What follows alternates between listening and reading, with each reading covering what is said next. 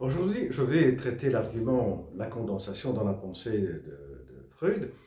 C'est un thème que j'ai déjà traité quand j'ai parlé du rêve.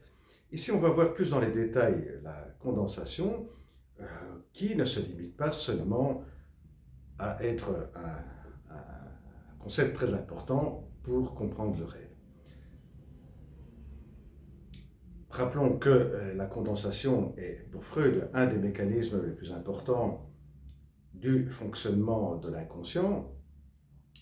Et certainement, il va le développer, l'analyser dans l'interprétation des rêves.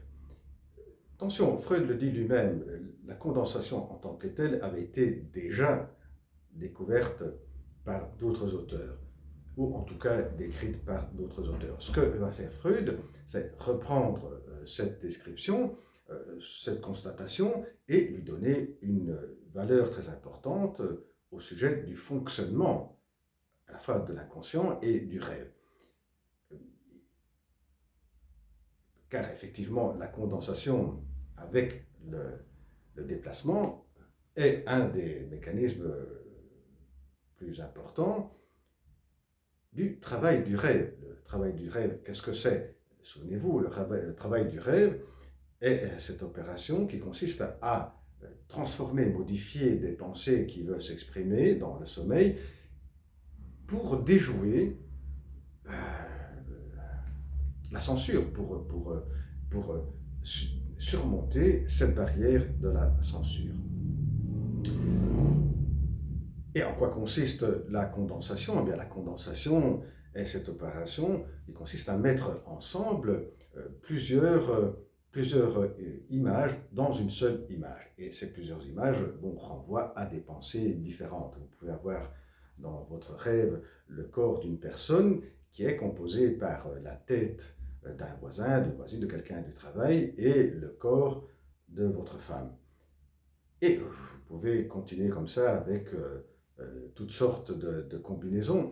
Vous avez pas mal d'exemples de condensation dans l'interprétation des rêves. Freud lui-même reprend ses rêves et va analyser les condensations.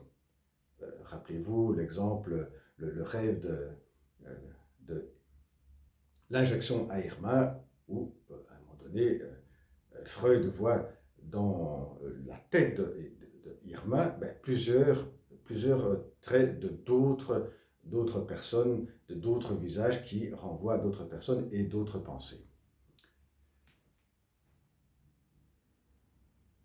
Et la condensation, pour Freud, est ce qui donne la tonalité très forte au rêve. Quand on se souvient d'un rêve et on voit une image, on a des sensations très fortes, très intenses. C'est la condensation qui donne cette intensité aux rêves et aux images du rêve.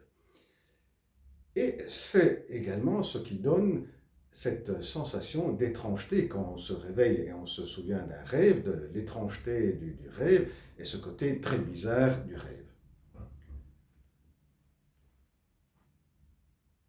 Mais voilà, la condensation n'apparaît pas seulement dans le monde des rêves, elle apparaît également dans la vie euh, du jour, dans la vie consciente. Quand on pense par exemple à certains personnages de la mythologie, prenez l'exemple du Sphinx. Le Sphinx est une figure qui regroupe en soi deux autres figures. C'est le corps d'un lion avec la tête d'un être humain ou la tête d'un faucon, etc. Donc là, on voit bien qu'on matérialise ce qui se passe dans nos rêves. C'est l'image, le figuratif, qui contient deux autres figures qui renvoient à d'autres pensées, à d'autres symboles, dans le cas du Sphinx. Vous avez aussi des exemples dans le monde de la peinture. Prenez, pour en citer un, le peintre Bosch, qui, dans son tableau Le Jardin des Délices, il va, dans le tableau consacré à l'enfer, montrer, peindre des figures, des personnages qui ont le corps d'un animal, la tête d'un être humain, etc.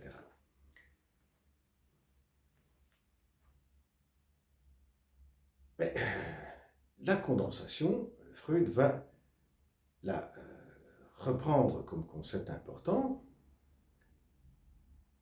dans deux autres textes qui sont la psychopathologie de la vie quotidienne et le mot d'esprit. Et ici, à différence de la condensation dans le monde des rêves, ici, la condensation se produit au niveau verbal, au niveau du mot.